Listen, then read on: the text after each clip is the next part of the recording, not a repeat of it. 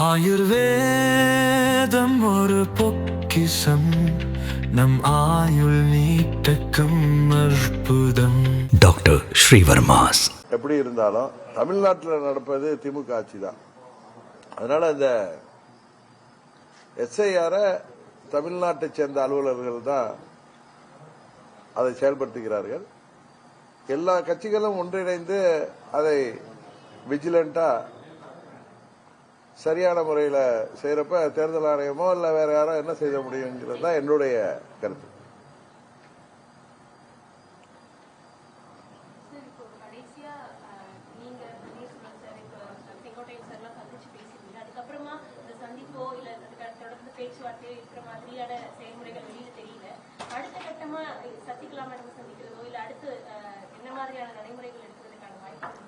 நாங்கள் தொலைபேசியில் ஒருத்தரோட தொடர்பில் தான் இருக்கோம்.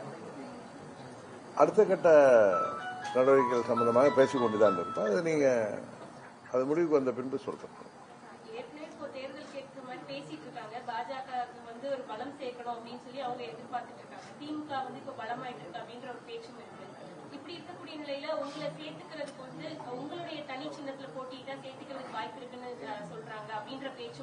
யாரு சேர்த்துக்கிறது?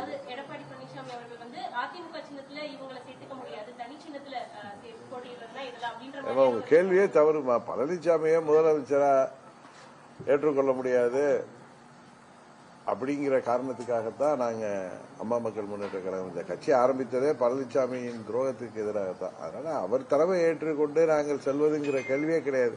இங்க தேவையில்லாம அவர் சேர்த்துக்கணுங்கிறத தாண்டி நாங்க சேரவே விரும்பல. அதனால அது அந்த கேள்வியே தேவையில்லைன்னு நினைக்கிறேன். தேர்தல் நெருங்குது, உங்களோட முடிவு எப்படி சார் இருக்க போகுது? கால போற போக்குல சொல்லதா சொல்லிருக்கீங்க. வெயிட் பண்ணுங்க, இன்னும் காலம் இருக்கு. உறுதியாக நாங்கள் எங்களோடு சில கூட்டணி கட்சிகளை சேர்ந்தவர்கள் பேசிக் கொண்டிருக்கிறார்கள். அது முடிச்சிடறேன். எல்லாம் எனக்கு தெரிஞ்சு டிசம்பர்லயோ ஜனவரியிலயோ ஒரு முடிவுக்கு வந்து விடுவோம். சில பேர் நான் ஊடகங்களில் பார்க்கிறப்ப டிபேட்ல டிடிவி தினகரன் தான் தாவேகா கூட்டணிக்காக முயற்சி செய்து கொண்டிருக்கிறார் அப்படின்னா அவங்களுடைய மன ஆசைக்கு பேசுகிறேன். அது உண்மை இல்லை. நான் பல முறை சொல்லியிருக்கேன், நாங்கள் எந்த முடிவும் எடுக்கவில்லை. கூட்டணிக்காக அவர்கள் கூட்டணிக்கு வர வேண்டும் என்று சில கட்சிகள் எங்களோடு பேசிக் கொண்டிருப்பது உண்மை. ஆனா எந்த கட்சி எது என்பதை நான் இப்போது சொல்வது நாகரிகமாக இருக்காது. ஆனா கூட்டணி ஒரு முடிவுக்கு வந்த பிறகு சொல்வதுதான் நன்றாக இருக்கும் என்று நினைக்கிறேன். அதுபோல நான் எந்த கட்சியும் நான் போய் தேடி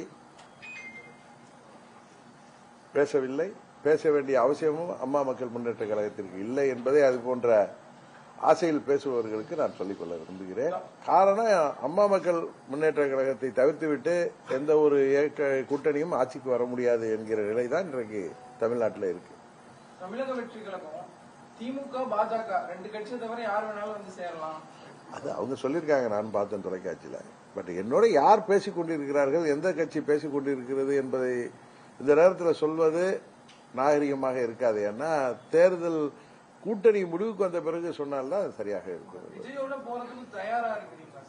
இல்ல நான் எந்த முடிவுமே அம்மா மக்கள் முன்னேற்ற கழகம் இன்னும் எடுக்கல. எங்க தலைமை கழக நிர்வாகிகளோட, மாவட்ட செயலாளர்கள், மற்ற நிர்வாகிகளோட கலந்து பேசிதான் எந்த முடிவும் எடுக்கணும். இது இன்னும் அந்த முடிவுகளுக்கெல்லாம் நாங்க வருகிற அந்த ஸ்டேஜ் இன்னும் வரல.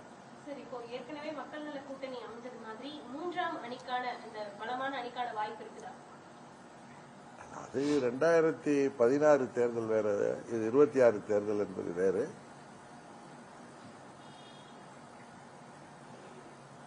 இதில் ஆளுங்கட்சி கூட்டணிக்கும் தாவேகா கூட்டணிக்கும் தான் கடுமையான போட்டி இருக்குன்னு நான் நினைக்கிறேன். ஏன்னா அது நான் ஏதோ அந்த கூட்டணிக்கு போறதுக்காகவோ அதுக்கு சமீட்சைக்காகவோ நான் பேசல. ஒரு குடிமகனா நாட்டு நிலவரங்களை பார்க்கிறப்பையும் ஊடகத்துறையில் உள்ள நண்பர்கள், சர்வே எடுப்பவர்கள் எல்லாம் சொல்வதை வைத்து நான் ஒரு நடுநிலையாக நின்று அந்த கருத்தை சொல்றேன். அதுக்காக உடனே தாவக்காக்கு ஒரு கூட்டணி போறதுக்காக சமீட்சை கொடுக்கிறார் அப்படிலாம் கிடையாது. யதார்த்தத்தை சொல்றேன், அது உங்களுக்கும் தெரியும்.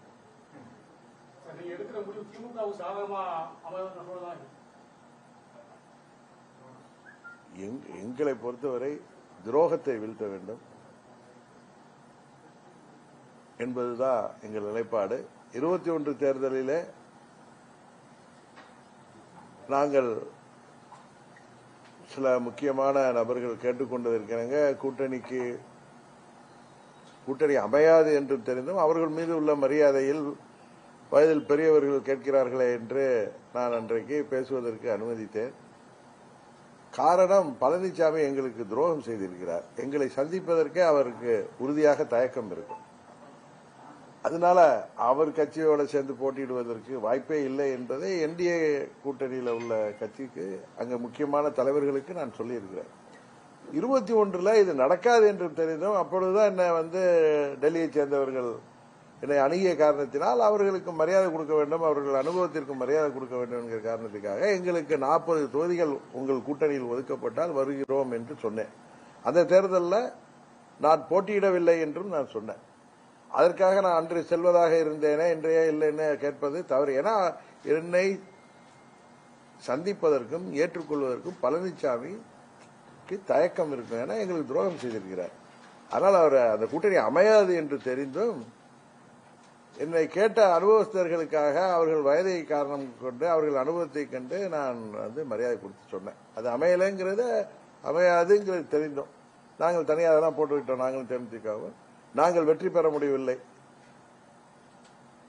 ஆனால் யார் ஆட்சிக்கு வரக்கூடாது, எந்த துரோகம் வென்றுவிடக்கூடாது என்று நினைத்தோமோ அது நடந்திருக்கிறது. இந்த முறையும் எங்களது முதல் இலக்கு துரோகம் தமிழ்நாட்டு அரசியலிலே, இந்திய திமுக யாராலும் நினைத்து பார்க்க முடியக்கூடாது வருங்காலத்தில்ங்கிறதுக்காகத்தான் அம்மா மக்கள் முன்னேற்ற கழகம் இந்த தேர்தலையும் சந்திக்க இல்ல. யார் ஆட்சிக்கு வந்தாலும் பரவாயில்லைங்கிற நான் இன்னொரு வார்த்தை சொல்றேன், நீங்க அதை கவனிக்கல. நாங்கள் இடம்பெறுகிற கூட்டணி அம்மா மக்கள் முன்னேற்ற கழகத்தை தவிர்த்து விட்டு எந்த கூட்டணியும் ஆட்சி அமைக்க முடியாது என்பதையும் நான் சொல்றேன். நீங்க அதை விட்டுட்டு நீங்க பர்டிகுலரா திமுக கூட்டணி ஆட்சிக்கு வந்தால் பரவாயில்ல நீங்க கேட்கறது, மக்கள் என்ன முடிவு செய்கிறார்களோ அதுதான். அதே நேரத்தில் அமமுக இடம்பெறுகிற கூட்டணி தான் இந்த தேர்தலில் வெற்றி கூட்டணியாக அமையும் என்பது எங்களது கருத்து.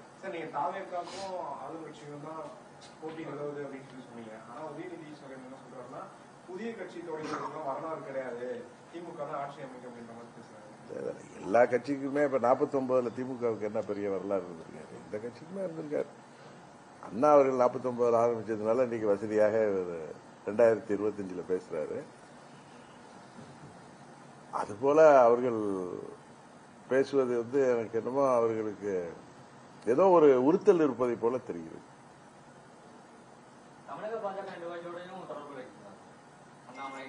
இல்ல அண்ணாமலை என்ற நட்பு ரீதியாக எப்போது பேசுவாரு. நயினா நாயந்தனோட தொடர்பு இல்லை, வேற யாரோடையும் தொடர்பு இல்லை.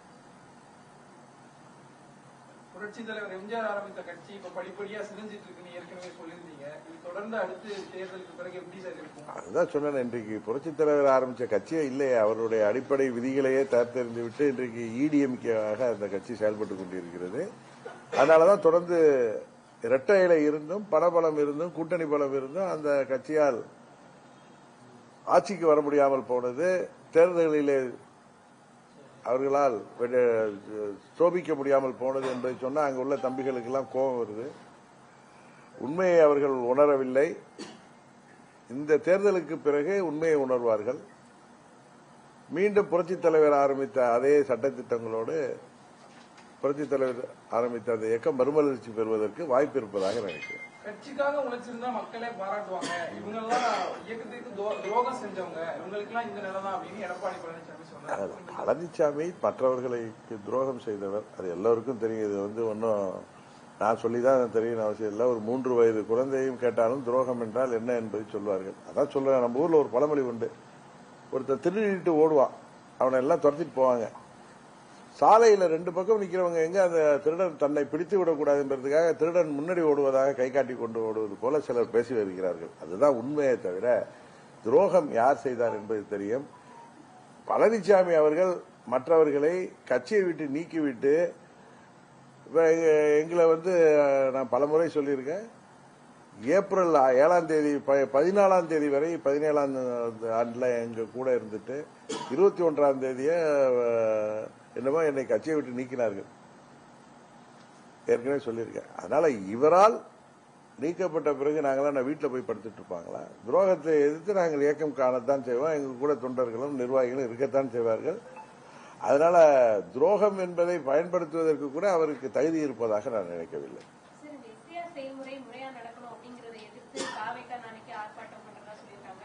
அதிமுக கூட திமுக நிர்வாகிகள் பலர் அதை அடாவடி போக்கா செயல்படுறாங்க, மாவட்ட தேர்தல் அதிகாரிகளை கைக்குள்ள போட்டு செயல்படுறாங்க மாதிரி பேட்டி கொடுத்திருந்தாங்க. அவங்களும் ஆர்ப்பாட்டம் பண்றதா சொல்லியிருக்காங்க.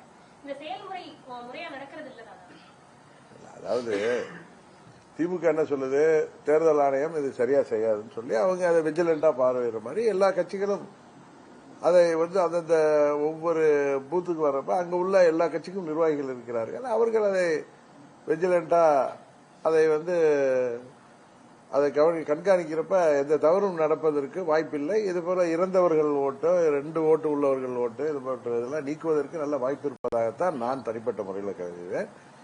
அந்த தேர்தல் ஆணையம் கொடுத்திருக்கிற படிவத்தை பூர்த்தி செய்வதில் தான் ஏழை எளிய மக்களுக்கு, கிராமப்புற மக்களுக்கு பிரச்சனை இருக்கும். அதை மற்ற கட்சிகள் உதவி செய்யணும். இல்ல நீதிமன்றத்துக்கு சென்றிருக்காங்க திமுக, என்ன நீதிமன்ற தீர்ப்பு வருகிறது என்பதை பொறுத்திருந்து பார்ப்போம். பாஜகவோட கூட்டணி வச்சதுனால டெல்லி பிக் பாஸ் சொல்றதுக்கெல்லாம் எடப்பாடி பழனிசாமி அடிமையாகிட்டாரு, தமிழர்களோட உரிமைகளை விட்டுக் கொடுக்க தயாராகிட்டாரு அப்படின்னு சொல்லி ஸ்டாலின் சொல்லியிருக்காரு. அந்த கருத்தை நீங்க எப்படி சார் பாக்குறீங்க? 99 திரு ஸ்டாலின் அவர்களுடைய தந்தையாரும் கூட்டணியில் இருந்து 5 ஆண்டுகள் அமைச்சரவையில இடம்பெற்றிருந்தார்கள். அப்ப டெல்லி பிக் பாஸ் சொன்னதுதான் அவங்க அப்பா கேட்டுட்டு இருந்தாரா என்னமோன்னு எனக்கு தெரியல. அதனால அப்படி சொல்லலாம். அந்த அனுபவத்தில் கூட அவர் சொல்லலாம்.